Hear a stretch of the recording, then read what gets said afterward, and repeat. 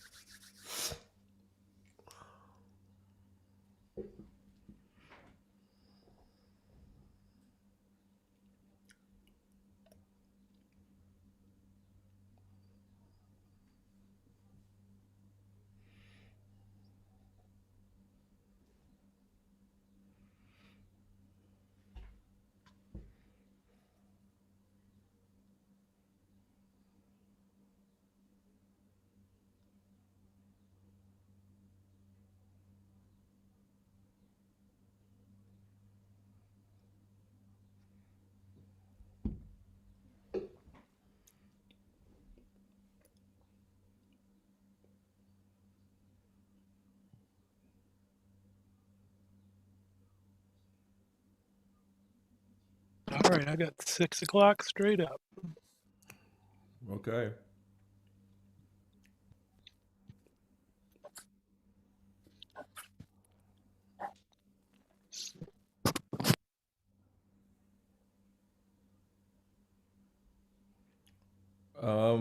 Does she have any slides? No. Hi, Miss Bishop. How are you? Good. Good to meet you. Good to see you. So let's begin. So good evening, everyone, and welcome. This is Our Power. This is a part two of our 10-week seminar. Information of how we're going to share information to develop not only our community but to develop people globally. This is also being streamed right now live on Facebook, and it's also being streamed live on YouTube. So it will be made available for YouTube to watch, and people can watch it now on Facebook. And we also threw out an invitation for those who wanted to join us on Zoom. You could chime in on Zoom, and at the same time, I believe that Ms. Bishop will take some questions if you have any questions. I'm quite sure that she's going to do that. So, without further ado, we will want to introduce to some and present to other the Bishop of Credit, Miss Shamika Bishop. How are you? Hi. Hi, everyone. Good. It's a pleasure to have you Hi, for me to hello. be here this evening. Absolutely. Okay, can everyone hear me? Yes, we can. Okay, good. So we may start off slow, but we're going to get into some credit today. All right. I want to let you guys know, first off, my credentials. I am the Bishop of Credit. My name is Shamika Bishop. I am a graduate of Michigan Technological University, as well as a CAS Tech graduate. Um, I am an electromechanical engineer by degree. I am the Bishop of Credit by God's purpose. So not only have I myself been my own teacher, my own credit repair agent, my own educator, I've also fought in the federal court system, and I've been to federal court twice fighting for consumer laws, and I've also won. So I'm very excited. So that within itself is a part of my credential. The major part of my credentials is it's a credential of life. I've been through it. So I know exactly what it takes to get out of it. The most important credential I have is I am a two-time bankruptcy filer. I filed bankruptcy twice within my short years, and I've managed to get above the 700 mark.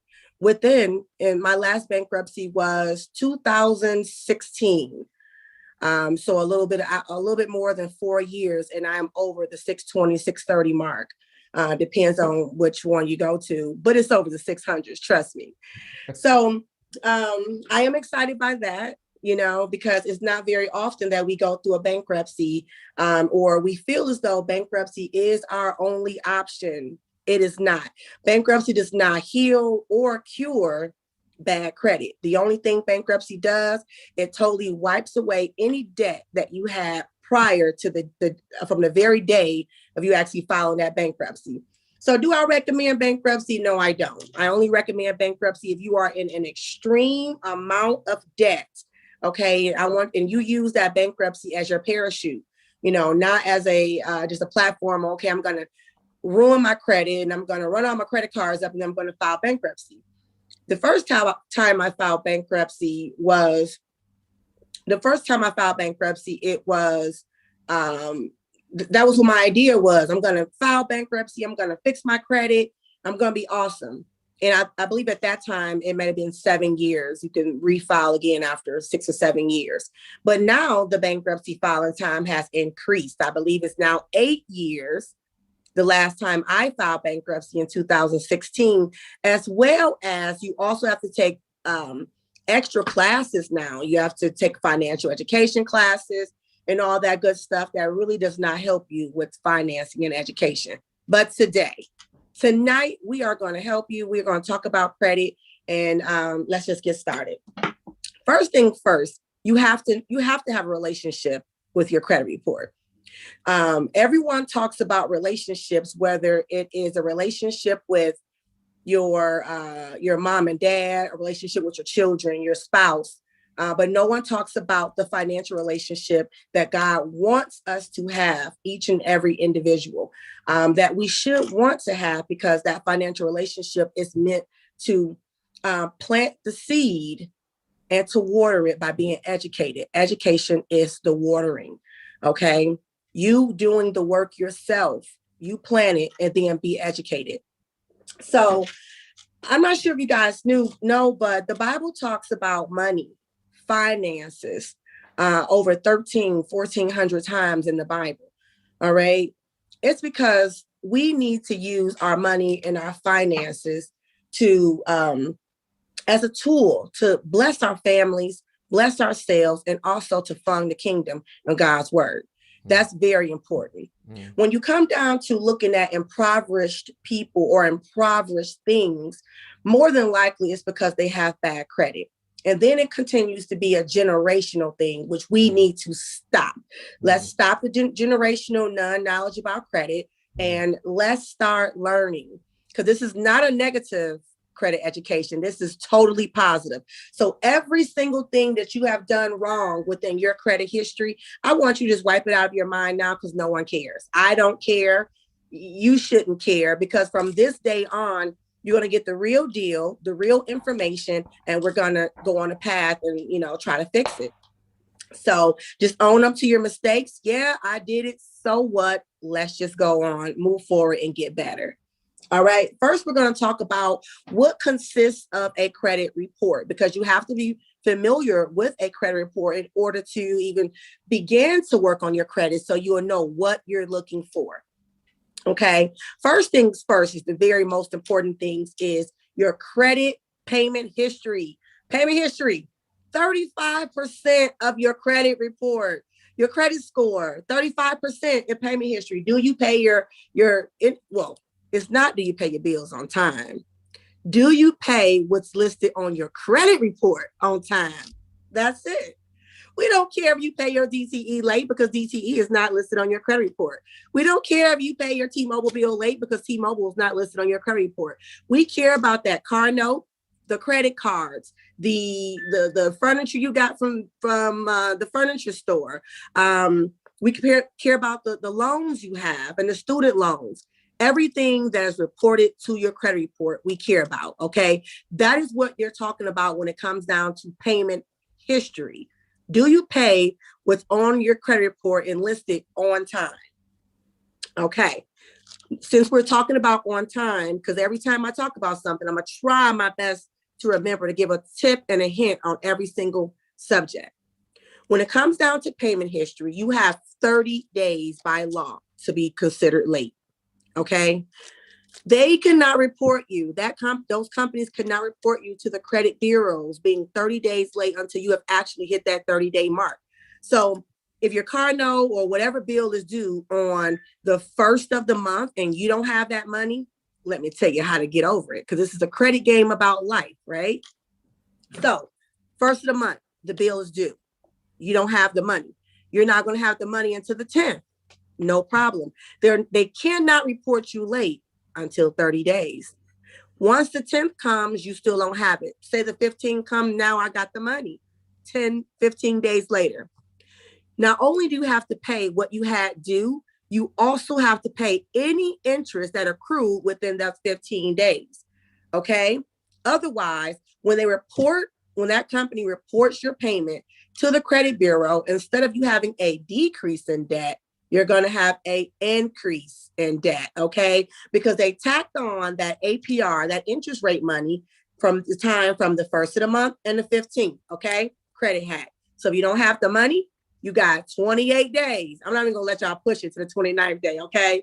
28 days to get that payment in before they can report you late to the credit bureaus. And make sure you pay that interest that was accrued during the time that you missed, okay?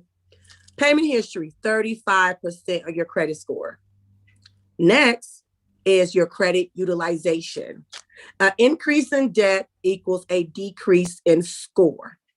An increase in debt equals a decrease in score. I'm going to repeat that. An increase in debt equals a decrease in score.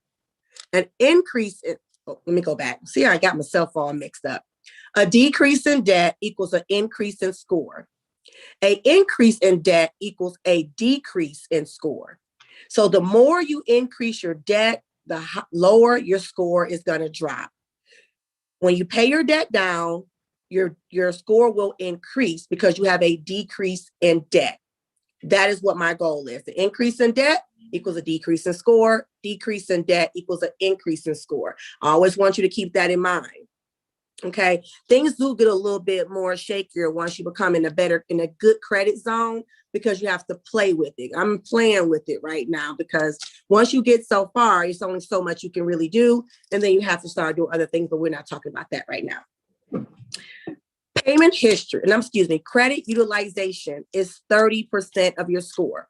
So we already have 35% being do I pay my bills on time? 30%, do I use all of my credit or do I just use a little bit of my credit? Just because you have $20,000 in credit does not mean you go use $20,000 in credit every month. Okay, you got to pay that back. All right. You want to get the credit, which is fine, but you want to be responsible with it. And every time you pay your bill, you need to make sure you have a decrease in debt. I have a little hint, a little tip for you guys. It's called the Bishop Blueprint. I'm going to put in the chat box later on. Okay, that is my blueprint to decreasing your debt, having good payment history, and it's how to pay your credit cards. Okay, I'm going to put that in there. That is going to be the Bishop Blueprint. You guys use that. I use it every single month still. Okay. So now that we master the 35% and the 30%, right? Credit utilization and payment history, that's 65% of your credit report. If you have mastered that, you basically got it together, right? It's only other the small things that you have to worry about is credit age. Okay. Then you have to worry about inquiries, which everyone is so concerned about, but you do know it's only 10% of your credit report. You have a whole 90% to go, guys. It's only 10%. So you have inquiries, credit age, and also the amount, what types of credit you have. Okay, so let's go to credit age. Your credit age is this. If you have an account that is 10 years old and you get a new account today, your credit age decreases because you have a new source of credit. So it's kind of will be like in the median, a median thing. I have 10 years and I have 1 month.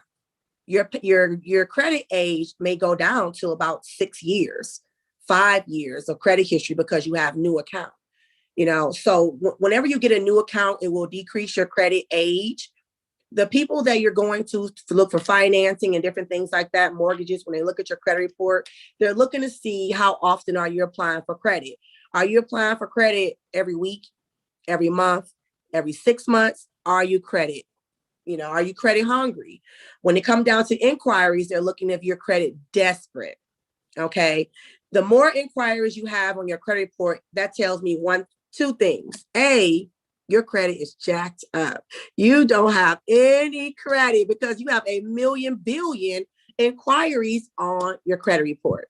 Okay. And if you have that many inquiries in your credit report, that means that nobody is giving you credit, which i.e. means that you have jacked up credit. Okay. Number two, if you have a lot of inquiries, that means to me also that you're credit desperate. You are desperate for that credit. And I don't want to loan anyone any money that's desperate for the credit. Okay. That's not what we want to do. If I was a financing, if you're desperate, I'm not going to give it to you because you might not pay me back. All right. Credit is trustworthiness. If you borrowed money from Auntie Linda and she gave you $100 and she said, now I need my $100 back in 30 days.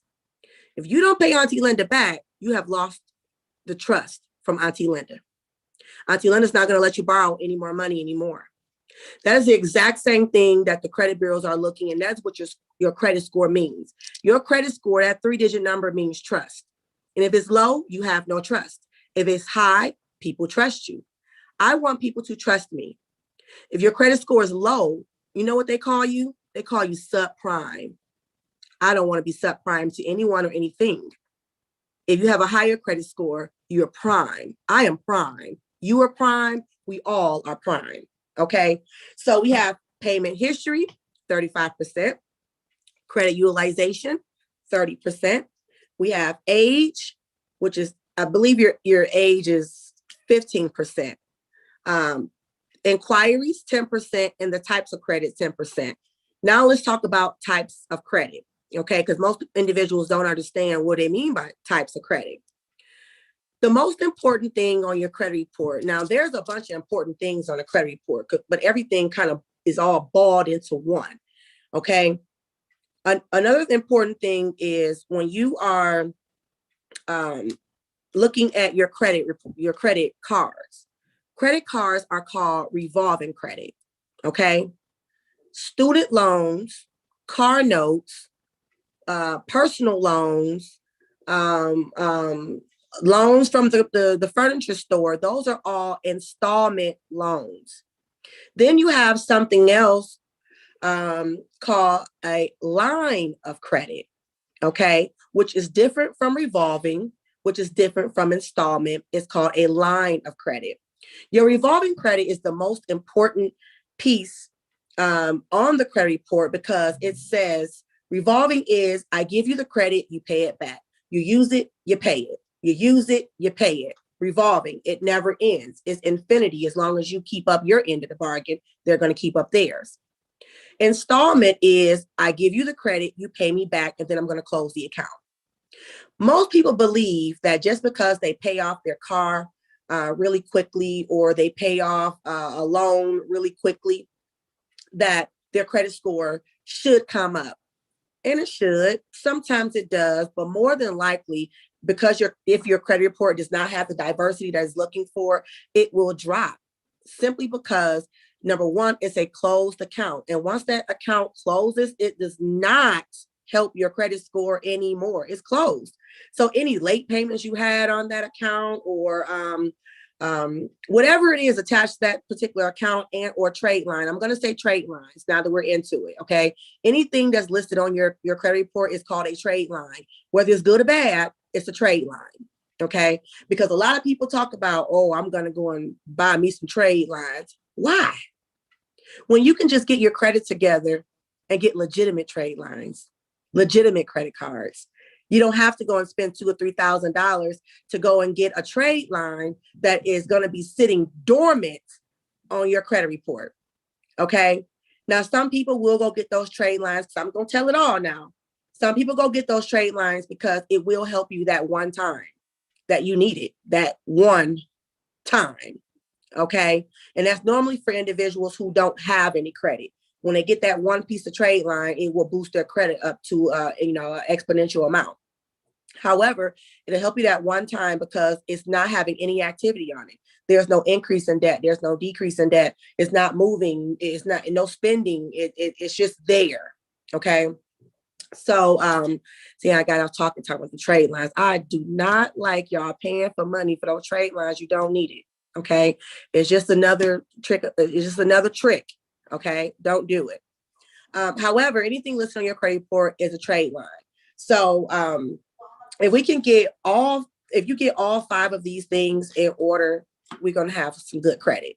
Okay. The diversity comes from the different types. Oh, there it was. I lost my point for a second, but the diversity is what type of accounts you have. Do you have the revolving? Do you have the installments? Do you have personal loans? They want to see different types of trust. Okay. I trusted you with a credit account for furniture. All right. I trusted you with credit cards. I trusted you with the vehicle. So every single type of trade line that you are, or different type of trade line, is your trust factor, as well as diversifying your credit report. Okay. Just because you have a car on your credit report and you have a 720 credit score does not mean you have good credit, guys. Okay. It does not mean you have good credit. You can have an 800 credit score. That is not good credit with one account. Okay. No one is going to give you anything. And the people who are listening right now, if you have, really good credit, you're like, they are not approving me for nothing. That's why. Okay. You have to have some diversity on your credit report. If you're looking for those big loans, you're looking for those great APRs, they want to see revolving credit, installment credit, maybe some loans. Some people don't have student loans, but student loans can be a good thing at times, because student loans is also credit, which equals trust. All right. Do anybody have any questions about that? We talked about credit utilization, the 5 things on your credit report to build your score: credit utilization, payment history, credit age, inquiries, and types of credit. There you go. So I got a quick question, Ms. Bishop. When you talk about as far as the age, so you said if you had it for 10 years and then all of a sudden now you get this one and it's 1 year, is there some kind of formula that they calculate that gives you an average of what the age is, or how do they figure that when they say about the age piece? So all of the credit bureau's algorithm is their own secret sauce. They're not really sharing the secret sauce for real. They're giving you the top layer, but they're not going to give you all the bread and butter. And it also depends on what type of account it is, on how much your score, or how your score will change the age. Is it a retail account? Is it an installment credit? Is the 10-year credit that you had, was that an installment credit, or was it a revolving credit? So it's like they're not going to tell you all of the juice. They're going to just give you a little bit and then let you work with it, because they're not going to tell you the algorithm. If that's the case, then we're all going to be our own credit bureaus. Yeah, because I think that's where I fall in, right? So I think I fall in that age thing because I haven't purchased anything like recently on credit or whatever the case may be. And so now, I have that age ceiling to where we haven't bought anything recently. Most of the stuff that we've been buying, my wife and I now, we just typically pay cash for, right? So, and I know that might be a problem too, but yeah, so I think that's where I'm at, because I have that, like most of my credit it's what I call old money credit. It's stuff that we've been paying for, and we haven't purchased, like, we haven't gone out and got a bid on credit or whatever the case may be. So I think most of ours is at that age piece, at that high. Well, that's a good thing. The age does also include inquiries. Right along with the age, your age is going to decrease when you get that account, and as well as the inquiries are going to increase too, because you got a new account and you actually applied for. While we're talking about inquiries, guys, anytime you put your whole social security number in, that's a hard inquiry. There is going to be listed on your credit report. If you just put your 4-digit, the last 4 digits of your social in, that's called a soft inquiry. It's not going to hit on your credit report as a hard inquiry. You may not even see it at all, okay, because it's soft. I want you guys to remember that. So when you go and look for credit cards, all these credit card companies do have pre-qualifications that you can check and see if you are, if they will accept you. And then if they will accept you, or they possibly will, they'll say, do you want to continue on with this application? because we might give it to you. Okay. If you continue on, that is going to be a hard inquiry. Okay. Because now they're physically checking your credit. The wonderful part about that is some companies don't even do it. You'll notice that you'll have a hard inquiry, which it should be on your credit report, but you'll say, where is it? It's on only one credit report. Some companies don't report to all 3 credit bureaus. Some companies only report to 1 credit bureau. And I bring that topic up because now we're going to talk about credit bureaus. The credit bureau is not your friend, okay? They're not your friend, guys. Everyone thinks they can call the credit bureau and then say, hey, take this stuff off, it's not mine. No, they are not your friend. Every debt collector, every company that's being reported to your credit bureau, your credit report, they're paying the credit bureau to put it on there. These people is not about to lose their money just because you called and said it's not yours. Okay. I just want y'all to remember that. So the credit bureau is a business, just like me. The credit bureau is a business, just like the corner store. It's also a business, just like Macy's or whatever other companies are out here. They're in the business to make money. And how they make money is several ways, i.e. your business. Stop giving these people your business. Okay. Their business. People can make money off the color of my eyeballs. Okay. Why? Because it's a trait of Shamika Bishop. Okay. People can make money off knowing that if I have a tattoo, it's a trait of Shamika Bishop. Okay. Every single thing about you that is specifically common to you money can be made off of it. Okay. Because information is the biggest money maker in the world. Information.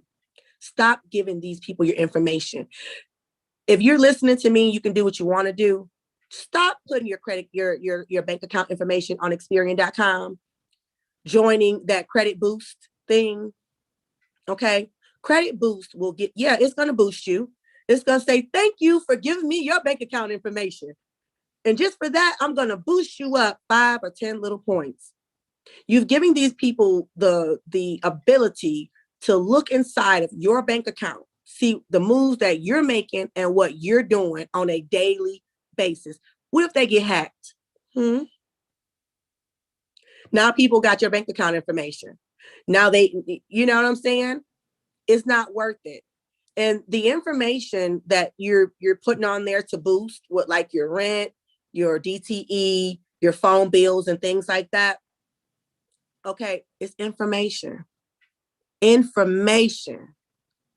I don't want anyone to know who my phone carrier is. Okay, because it's information. I don't want people to know who my service provider is. I don't want people to know my bank account information. I don't want people to know who my landlord is. I don't want people to know no information. Okay. That is the goal. Stop giving people your information. That Credit Boost is only going to help you so much. Okay. And then it's just like that trade line we talked about earlier. It's going to give you that one-time help. And then after that, it's not going to help you anymore. Additionally to that, okay, with this Credit Boost, if you add on your, let's just say your DTE payment, all right, your DTE bill is $300. All right. It's going to be reported to the bureau. You owe $300 to DTE. When you pay that down, that $300 off, it's going to have a decrease in debt.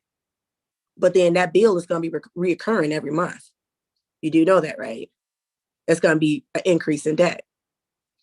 Okay. Every money dollar sign that is on your credit report equals debt. If it don't say 0, it is debt. There is no reason for you to be giving someone information for a one-time boost to show your debt. That debt eventually is not going to help you because it's debt and it's reoccurring every single month as debt. I want you guys to take that into consideration. You do what you want to do. I'm just the messenger of education. Okay. So the credit bureaus are not your friend. They are a mediator between the consumer and the debt collector. Okay. That's it. They make their money off of your personal information and also the debt collectors who are reporting your information to the credit bureaus. Do not get caught up in the trap of I'm gonna bully the credit bureaus to doing what I want to do. I'm gonna force them to take that stuff off. They're not. The only ways to take information off for real off your credit report is that the credit bureaus have to follow by federal rules and federal regulations. That's the only thing that they have to do. Okay. If the federal rules have been violated, Fair Credit Reporting Act, Fair Debt Collecting Practices Act, anything within the Federal Trade Register, if those things have been violated and those companies are not reporting that information accurately, that is the reason why you can take information off. Okay. That's one thing. Another thing is, well, that's just a total thing. And within the Fair Credit Reporting Act, the Fair Debt Collecting Practices Act, and the Federal Register, there's pages and pages and pages and pages and pages of laws that debt collectors have to abide by. And furnishers, notice I said furnishers. So a lot of people say, them folks put that stuff on my credit report. They're furnishers of information, the correct term. Furnishers of information. The furnishers of information has to report that information according to the law. If they do not, it has to be removed.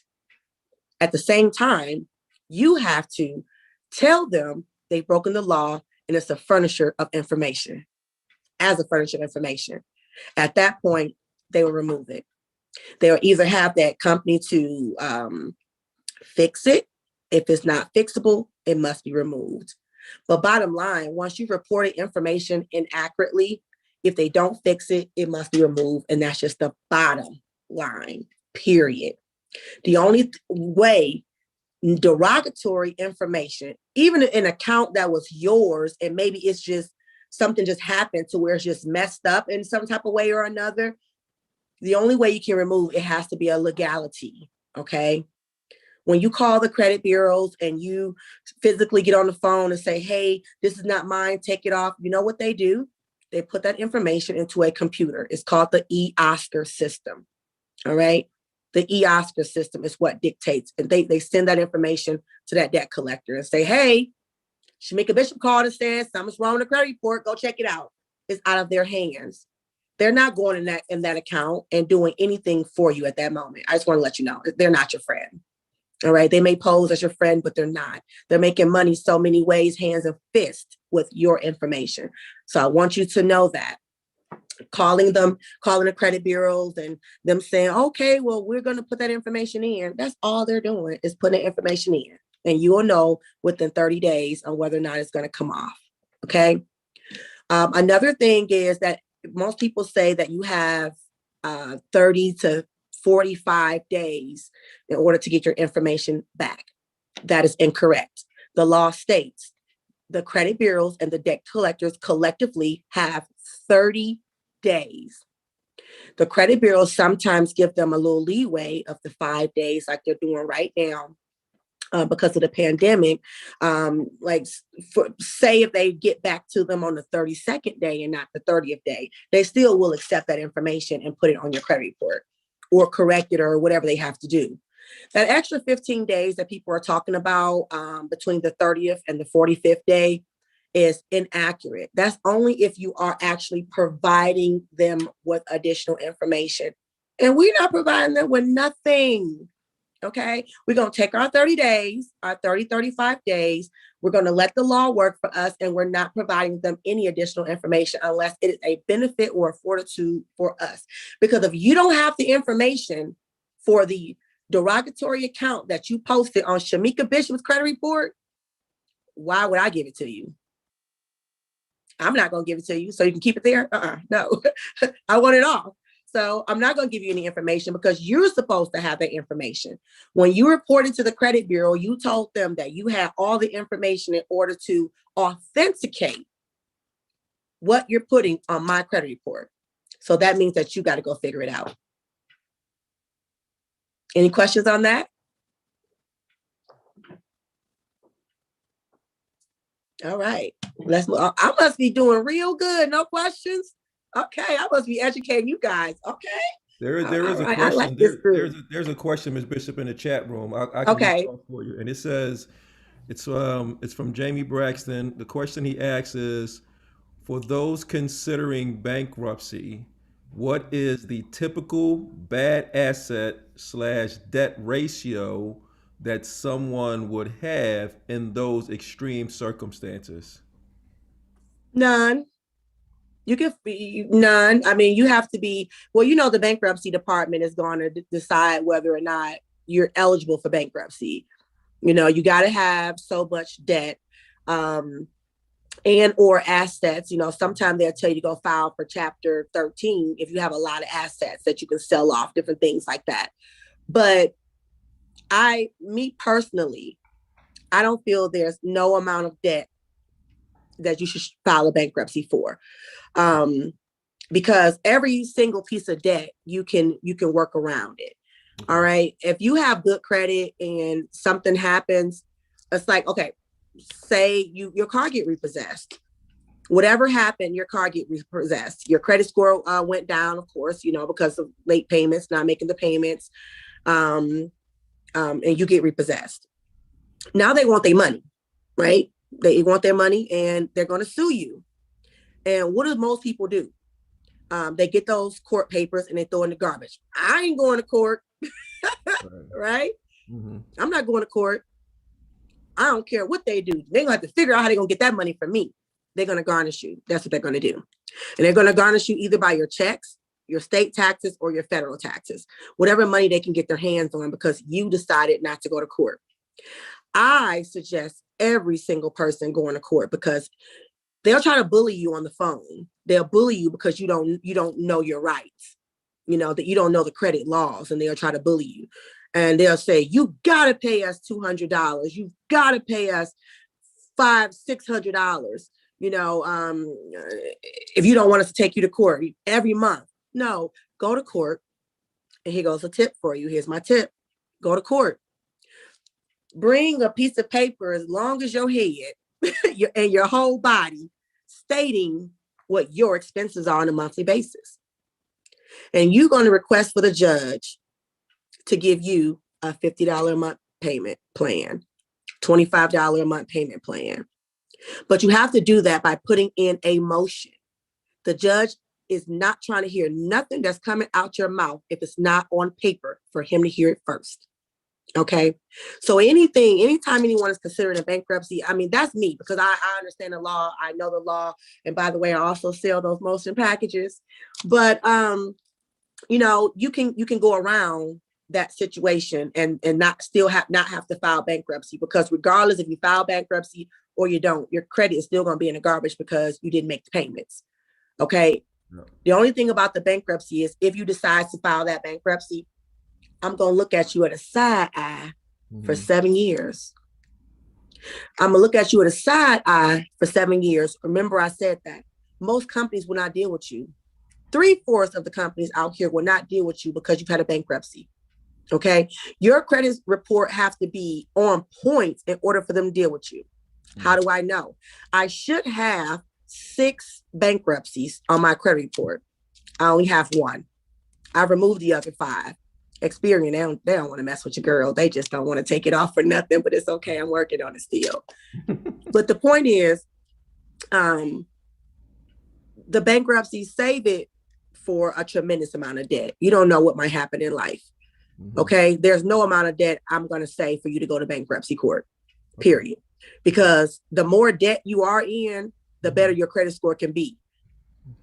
Okay. As soon as you start paying off a little bit of debt, your score is going up. I can guarantee you. That's the only guarantee that a credit repair agency, an education agency can give you. I can guarantee you that as you pay off your debt, your score will begin increasing. That's all they want to see is you paying your money back. Okay.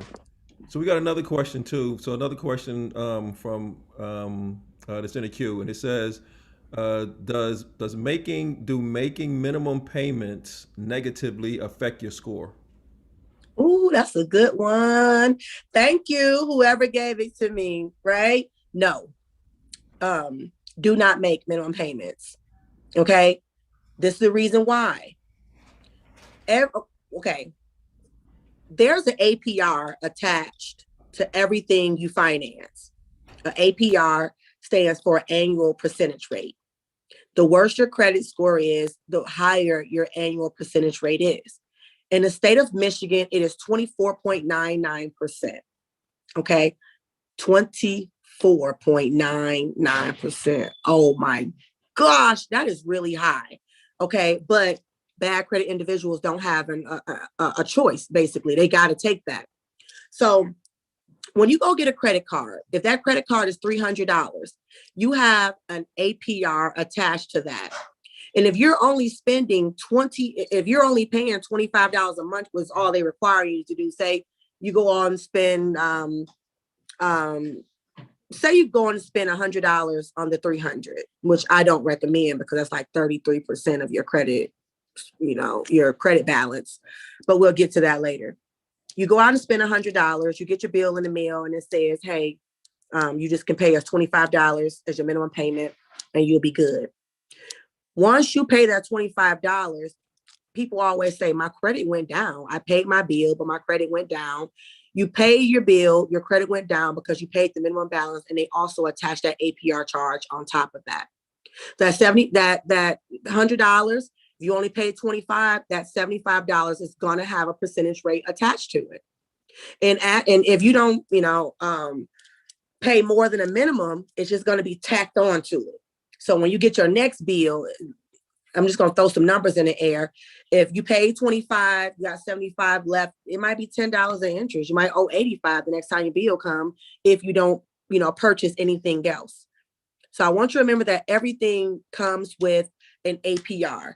There's always additional monies that's attached to anything, any financing that anyone is giving to you. It all depends on if you're paying a lot or you're paying a little. So to answer your question fully, no, I do not recommend minimum balance. I don't care if you have to pay $5 more than the minimum balance, pay it. $10 more than minimum balance, pay it. No, okay. So the queue is like loaded now. So I guess somebody, so that question about the making minimum payments came from Kimberly West. You also answered the second part to her question about the 7 years in bankruptcy. She had a question regarding that too.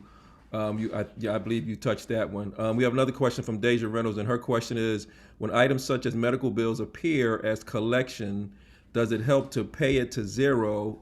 Does that look better? And does that look better to our creditors? Okay, so thank you for that question, Deja. So I don't recommend paying anybody anything. I will not pay anyone anything until you have validated that particular debt. I need verification and validation that that is what I owe. If you can't give me that, I'm not giving you any of my money. That's number one. Number two is medical bills can be removed off your credit report. Okay, that's a good thing. If you pay them down to $0, that particular bill will still be listed on your credit report for up to 7 to 10 years. It will be put down as a $0 debt, maybe a charge off, $0 or settled amount, paid in full. It's going to have some type of wording that's going to go along with it, but the particular account and what the actual balance was is still going to be there. It's going to show that you paid it off, but it's still going to be there. It's not going to go anywhere unless you have negotiated with that particular company to remove that trade line after payment has been made. All right, so there's another question. This question came from Carly Braxton. Her question is, what is your perspective on debt settlement? Well, I would only do debt settlement after the item has been removed off my credit report. That's your leverage. Yeah, that's your leverage. Because if it's still on your credit report, that's their leverage because you don't want it on there. Okay. And they have the leverage say, well, if you don't want it on there, then either you can pay me my money or it's going to stay there. And normally, if you want the item to be removed off your credit report, you're going to have to pay the full amount if they're going to offer that particular thing to you. If you do a settlement, it's going to show on your credit report settled for less than full amount, and the account will still remain on your credit report. I suggest if you are not using a credit repair agency such as myself, and you're just doing it, you're just trying to pay off debt, I will contact them and I would ask for a settlement. Or if you are able to remove the particular item off your credit report, then go get the settlement. So that way the item is gone and you're paying less than the amount. I always believe in verification and validation because once the debt has left the primary party, the debt collectors can tack on any amount of money they want. You might owe $150 to DTE, but once it go to a debt collection agency, they need their money. They might put on an extra $100, $250 now. And in your mind, you're going to say, well, I do owe DTE. I think it might be $250. I'm going to go ahead and pay them. No, not Shamika Bishop.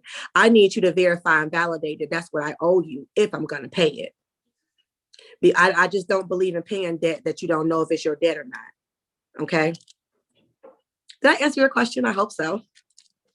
Yes, it did. So yeah, we can roll on, and then if some more come up in the queue, I'll throw a flag up for you. Okay, great. Oh wait, I'm sorry. There is another one. There is one. I'm sorry. Yup, a little late. So this is another one from. Oh man, this thing is popping. On it, they say it's on and popping. Okay. This one says, how does a mortgage forbearance affect your credit? How does a mortgage forbearance affect your credit? So the forbearance, if that forbearance, I don't think it is affecting your credit if the forbearance also stops your interest. You may not have to pay it, but does it stop your interest? And if it does not stop your interest from accruing, then it's not going to be a good thing for your credit. Okay, because it's going to show an increase in debt every month. Okay. It may not. It's just like most people's student loans before the pandemic. If you were in forbearance, you still showed. That's not when I say showed. It still showed on your credit report an increase in debt every so often. You'll see it will increase $1, $5, $30, depending on how many student loans you have. If those loans does not stop the increase from the APR, your percentage rate, or any interest accruing, is not a good thing. And it will affect your credit. Right now, for anyone dealing with student loans, the entire United States of America is currently in a forbearance. And there's no interest accruing with our student loans right now. I have $5 measly thousand little dollars left.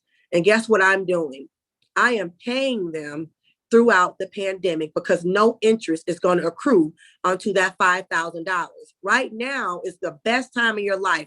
If you're going to pay off some student loans, it should be done right now. It's a no interest bearing all the way up to November. You got to November. Hey, that's an amen right there. All right. So the queue is clear and you are clear to take off again.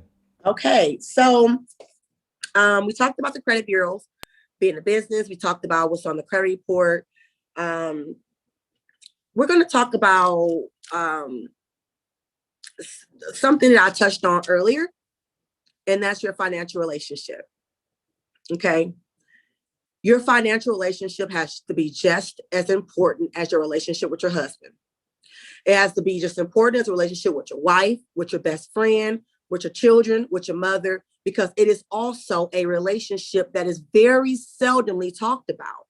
Because no one wants to talk about their finances, as whether they have it or they don't. Nobody wants to talk about it. But I'm here to tell you that having bad credit is not the scarlet letter that everyone wants to give you. It can be helped and it can be improved. Okay. When you're looking at bad credit, this is the way I look at it. Or bad credit affects marriages. Marriages break up because of what? The number one thing that everyone has, every relationship you've ever had in your life, if money comes into it, it's about to be a problem.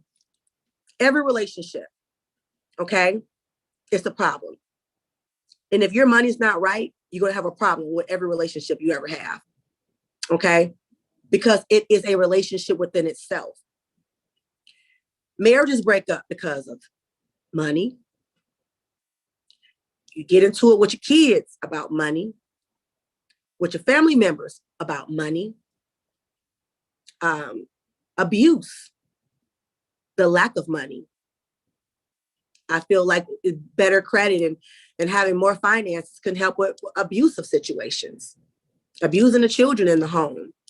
Because when you have good credit, you go to the gas station in the morning, you say, hey, let me get 10 on number 3. Let me get 25 on number 3. People with bad credit, they say, just give me 10 on 5.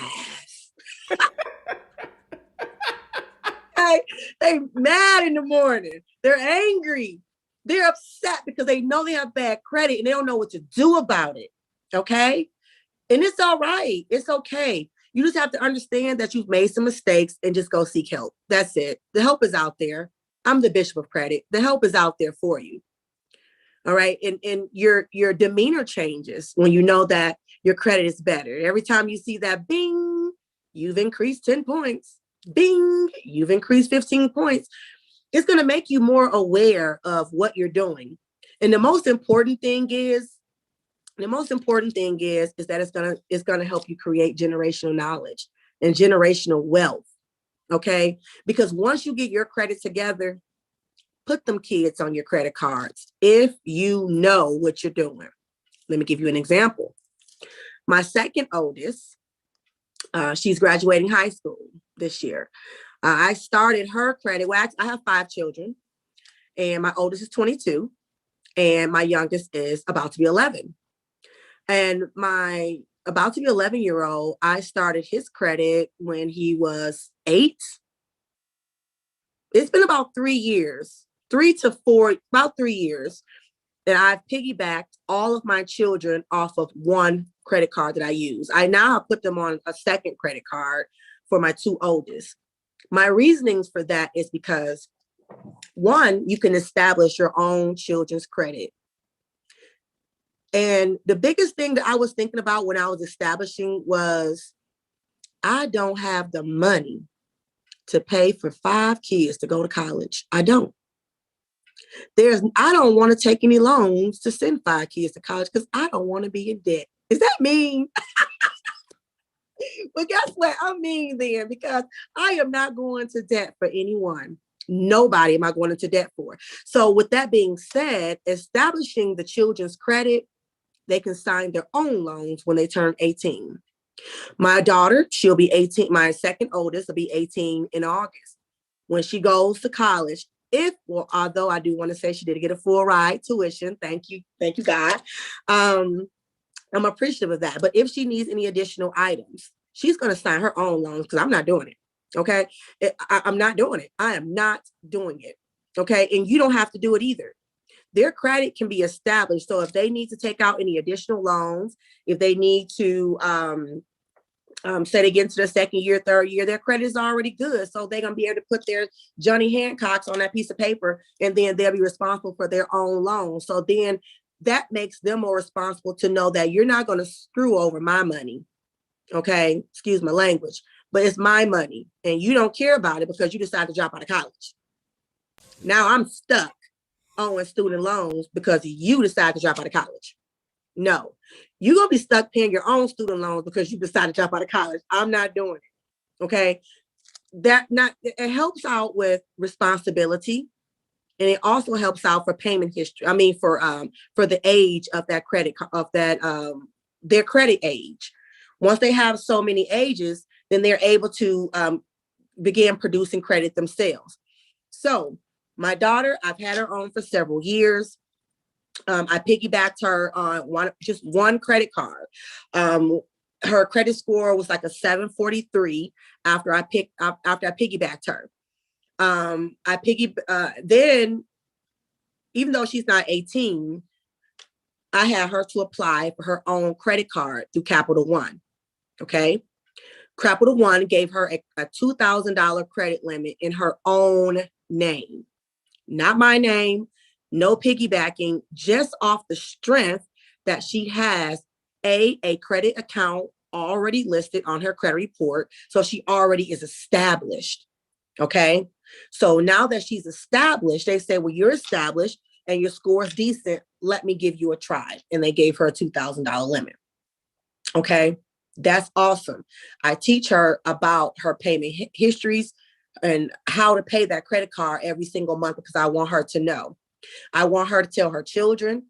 I want her children's children to tell them. I wanted to make sure that our barns are full. Okay. Our bank accounts are running over. Our credit knowledge is running over. And we don't have to rely on the hope. I wish I could. With better credit, it is I am. I'm about to. What's the opportunities? So That's good right there. I like that. And so, one of the things that the Bible talks about too is that, train up a child in the ways go, and that when he's old, he won't depart from it. And just wanted to share quickly that in the Jewish custom, they got it because at the age of 13, they begin giving their kids checkbooks, credit, and all that stuff. This is from what I've studied anyway, and because they consider them, an adult, and they start building them up at that time. And this is why they go through and they're so good at managing money, and yeah. they are good at managing money. Mm-hmm. Oh, and there's two questions in the queue. Let me get these questions for you. Here's a good one. This question comes from Kimberly West. It says, if a parent used credit in their child's name, would that child have to prosecute their parent to remove the credit? Oh, Lord Jesus. Sometimes you gotta do what you have to do. So I understand. Use the word prosecute. We do not want to put, the bills in the kids' names. But if you did, that child does not have any legal right to it. And I'm not going to tell anyone to lie. But they don't have any legal look. They can't not be sued legally because they were underage when that particular account was established. And who established it? I didn't do it. I was underage. People only know information that you provide. And you don't have to, lie to the people and say, well, my mama did it, or my daddy did it, or I don't know who did it. I didn't do it. I didn't do it. I was a child. Here's my identification. And that's all you need to know. So I don't suggest doing that because it does put them into a bind, because you're not setting them up for success either. Because when you don't end up, because if you have to put something in your child's name, it's because I did it, y'all. I'm going to tell it godly. I did it before. But, I paid that bill. However, if you don't pay the bill, if you got to put in your kid's name, it's because you didn't pay your bills, because you can't put it in your own name. And that means that you went and use a kid's name, put it in their name. And guess what? That particular bill is going to go on their credit report. Okay. And you've now ruined their credit trying to help the family. So there's another good, thank you so much for that answer. And so there's another one. I got two here for you. This one, I think you answered earlier, and you can probably just run through this one. This one is, how can I remove inquiries from my credit report? Oh, well, I'm not going to tell you that. That's my secret sauce. That's the Bishop of credit information. So if you're looking for that particular service, you can download my app. It's called The Bishop of Credit. The Bishop of Credit. Download it to your phone, to my website, and you can choose you a package. My premium package is inquiries. Inquiries by law are to be listed on your credit report for no more than 2 years. After 1 year, they essentially stop affecting you, but it still does have an effect.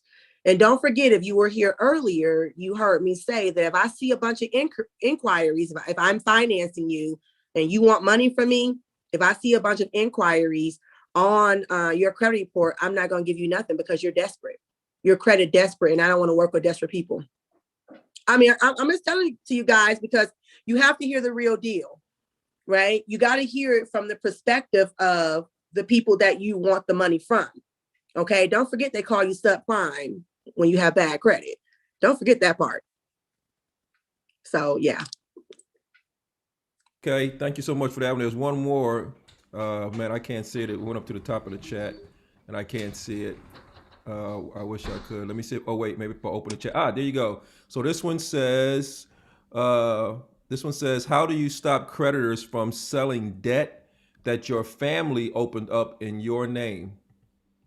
Okay, so scratch the family part out. You can't stop them from selling any debt. If you didn't pay it, If somebody fraudulently put it in your name, it's going to circle around until finally it's going to be on your, well, it's going to be on your credit report. And they're going to want their money because they bought it for somebody. So even if it's like $1,000 debt, they probably bought it for $5 and they want their $1,000 plus more, you know, and you can't stop an account from being sold. You absolutely cannot. That's the business. And it's a real good, profitable business. Stop telling people your information. Okay. Information is key and very profitable also. Okay. All right. The Q one is more here. thing. I'm Go so ahead. sorry. Nope. Do not co-sign for anyone. I don't care if it's your kids. If your mother need a car, your mother need to get her credit together. Okay. If your boyfriend or your husband need a vehicle, they need to get their credit together. Tell them to contact the Bishop of Credit. Okay. All right, hold on now. If I need some wheels, I'm asking my wife. I'm going to ask her. I'm saying, baby, I'm broke. I'm broke. I'm broke. You know what I mean? I'm so broke. I might get arrested if I go outside. That's how broke I am. And so he'll just have to drive my car. I'm not co-signing. The Bible says co-sign for no one. No one. No one.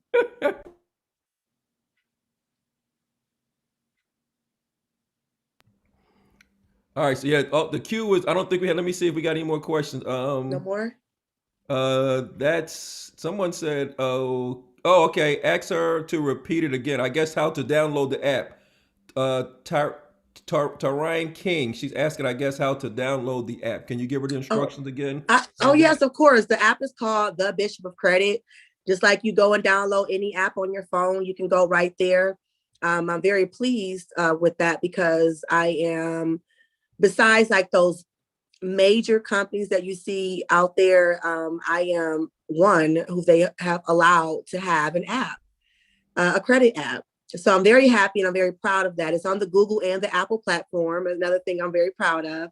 So please download that app. It'll tell you more about myself, the company. You can start you can purchase my merch. You can also purchase my book. It's called 17 Pages of Credit Repair Truth. Okay. Now this book is literally only 17 pages because the more pages we give somebody, they're not going to read. Right.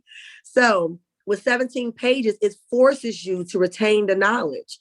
And it gives you, some of the things I'm telling you now is inside of the book. So if you're like a DIY type of person, this book is made for you.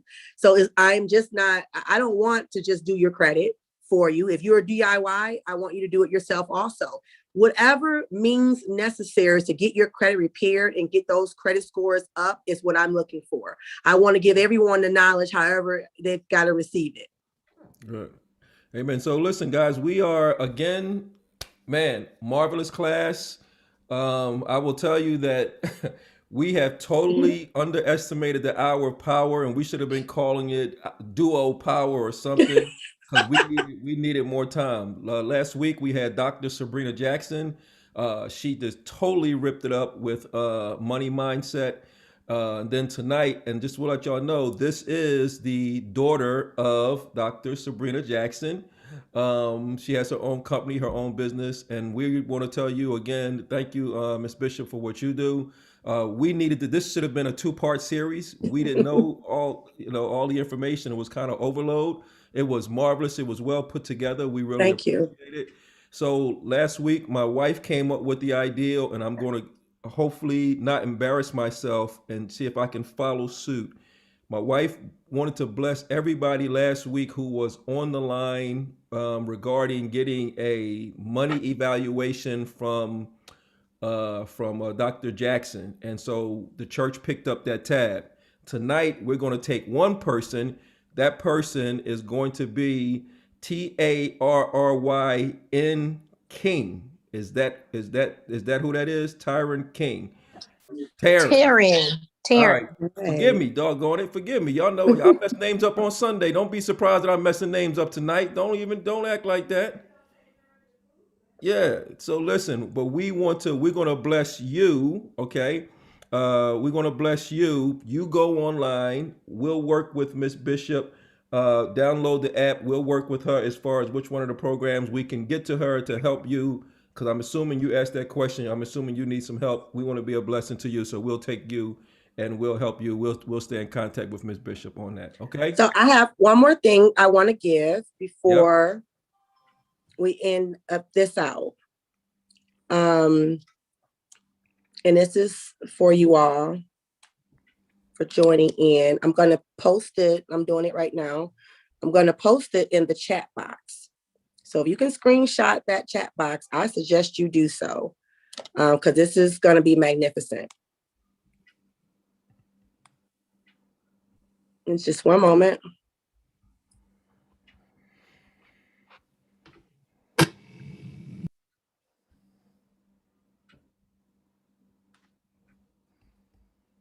Okay. I just posted it. This is my Bishop blueprint. Okay. That's my Bishop blueprint to paying your credit cards on a monthly basis. I want you guys to use that. Okay. Everyone doesn't need credit repair. Some people just need a little education under their belt.